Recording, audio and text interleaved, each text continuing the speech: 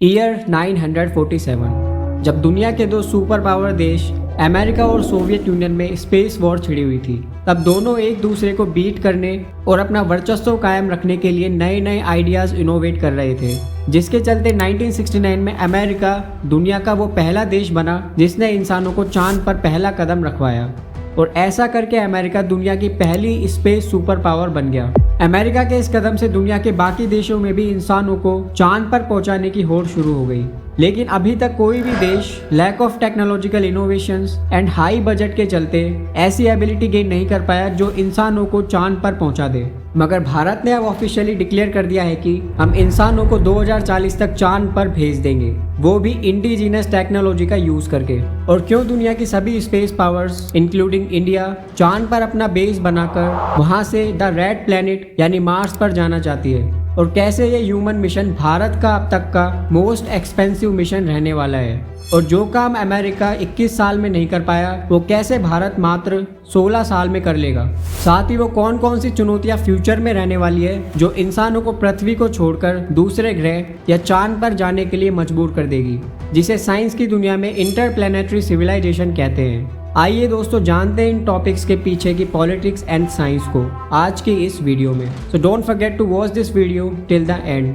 क्योंकि इंसानों का एवोल्यूशन अर्थ के बायोस्फीयर के अनुरूप हुआ है, इसलिए यदि किसी इंसान को बिना किसी लाइफ सपोर्टिंग सिस्टम के स्पेस में छोड़ा जाता है तो वो मात्र 15 सेकंड तक ही सरवाइव कर पाएगा, और स्पेस में मौजूद वैक्यूम एंड कॉस्मिक रेडिएशन उसकी जान ले लेगी। यहाँ तक कि आपकी बॉडी के टिश्यूज में मौजूद पानी इवेपोरेट होने लगेगा, और हाई एनर्जी कॉस्मिक रेडिएशन आपके डीएनए को चेंज कर देगी और आपकी बॉडी में कैंसर पैदा कर देगी। इसलिए दुनिया के कुछ साइंटिस्ट ने इस प्रॉब्लम से छुटकारा पाने के लिए इन 3 टेक्नोलॉजीज को इन्वेंट किया। आइए समझते हैं इन 3 टेक्नोलॉजीज को। इनमें से सबसे क्रिटिकल टेक्नोलॉजी है ECLSS यानी environmental control and life support system. दोस्तों अभी ये टेक्नोलॉजी दुनिया के केवल 3 ही देशों के पास है, और वो 3 देश है अमेरिका, रशिया एंड चाइना।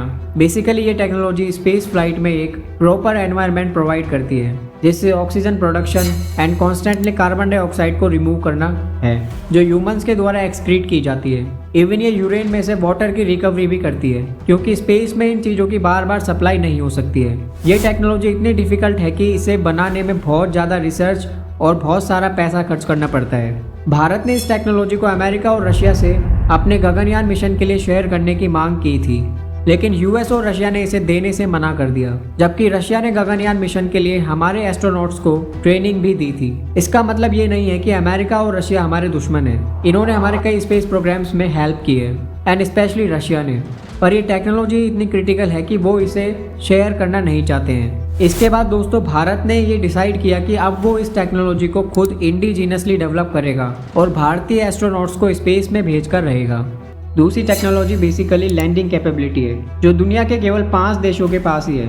वो 5 देश आपकी स्क्रीन पर है: US, Russia, India, China and Japan. Bharat ने अपने चंद्रयान 3 की सॉफ्ट लैंडिंग कराकर ये प्रूव कर दिया था कि इसरो के पास अपने स्पेसक्राफ्ट लैंड कराने की परफेक्शन है, यानी इसरो किसी भी ग्रह पर किसी भी सिचुएशन में अपना स्पेसक्राफ्ट लैंड करा सकता है। तीसरी टेक्नोलॉजी है मॉक्सी।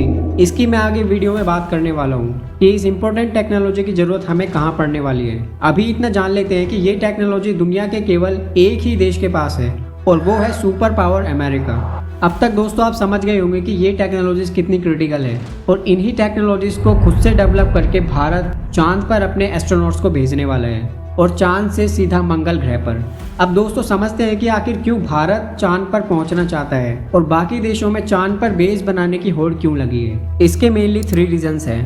पहला है helium 3, second is refuelling point, and the third is China's moon policy. अगर बात करें हीलियम 3 की, तो आप इसे द एलिमेंट ऑफ फ्यूचर भी कह सकते हैं। ये एलिमेंट चांद पर मिलने वाले उन प्रीशियस एलिमेंट में से एक है जो केवल चांद पर ही पाए जाते हैं। ये सूरज से निकलने वाली हाईली चार्ज पार्टिकल्स यानी सोलर फ्लेयर्स की हवाओं से चांद पर पहुंचता है। क्योंकि पृथ्वी पर स्ट्रॉन्ग मैग्नेटिक फील्ड है, इसलिए हीलियम 3 पृथ्वी पर ना के बराबर है। इसी कारण ये एलिमेंट रेयरेस्ट एलिमेंट बन जाता है, लेकिन चांद पर इसकी भरमार है। इसकी पृथ्वी पर कीमत की बात करें तो 1000 लीटर हीलियम 3 23 करोड़ 10 लाख रुपए का होगा।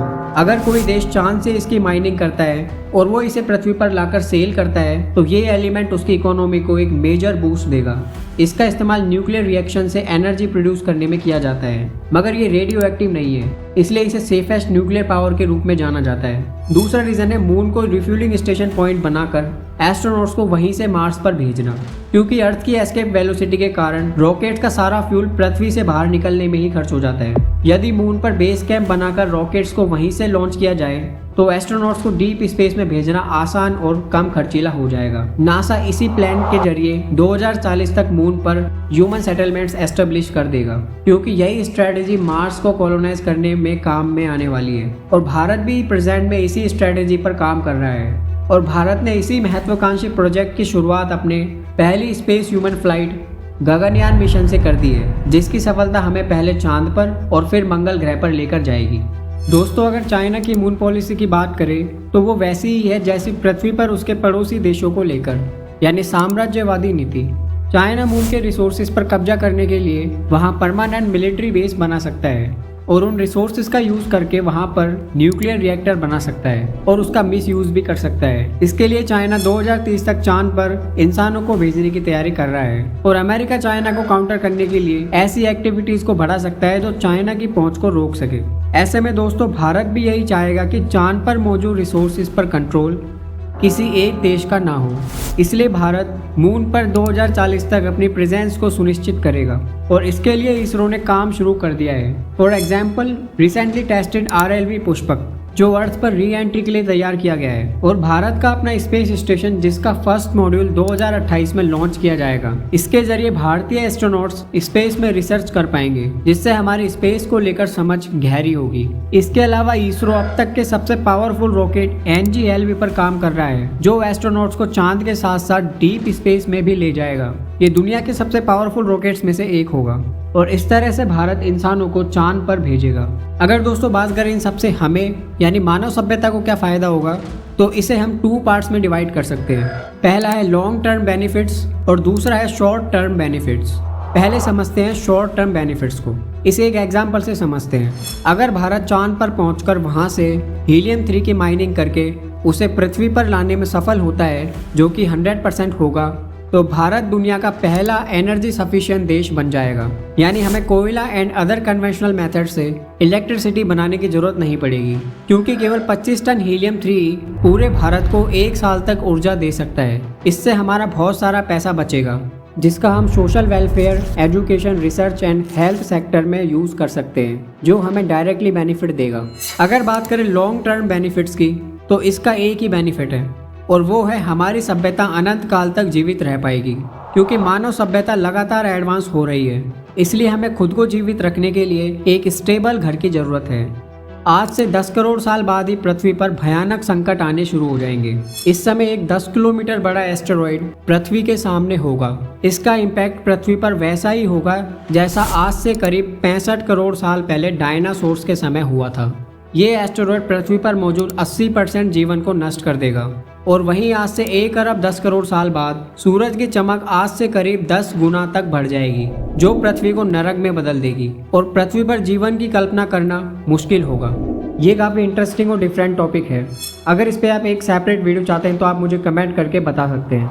हालांकि जितना मैंने पृथ्वी के भविष्य के बारे में बताया, उससे आप समझ गए होंगे कि पृथ्वी पर मानव सभ्यता का हमेशा के लिए टिका रहना संभव नहीं है। इसलिए दोस्तों, भारत और दुनिया के सभी देशों की नज़र मंगल ग्रह पर है, क्योंकि आने वाले कुछ अरबों सालों में ये ग्रह रहने लायक हो जाएगा। इसलिए दुनिया के सभी देश अभी से खुद को एडवांस करने में लगे हैं, ताकि समय रहते इंसानों को मंगल ग्रह पर बसा सके। इन्हीं उद्देश्यों को लेकर भारत ने अपना मंगलयान 1 और अब मंगलयान 2 भेजने वाला है, और रूस के साथ मिलकर एक हाईटेक ड्रोन हेलीकॉप्टर भी मंगल के आसमान में उड़ाने वाला है, जो मार्स के एटमॉस्फेयर की इंफॉर्मेशन देगा। अब बात करते हैं मॉक्सी की, जिसके बारे में मैंने वीडियो के शुरुआत में बताया था। मॉक्सी बेसिकली नासा का एक ऑक्सीजन जनरेटर है, जो मार्स पर मौजूद कार्बन डाइऑक्साइड में से ऑक्सीजन को एक्सट्रैक्ट करेगा, और इसकी फुल फॉर्म है Mars oxygen in situ resource utilisation experiment. इसके नेम से ही हम जान सकते हैं कि इसे स्पेशली मार्स के लिए ही बनाया गया है।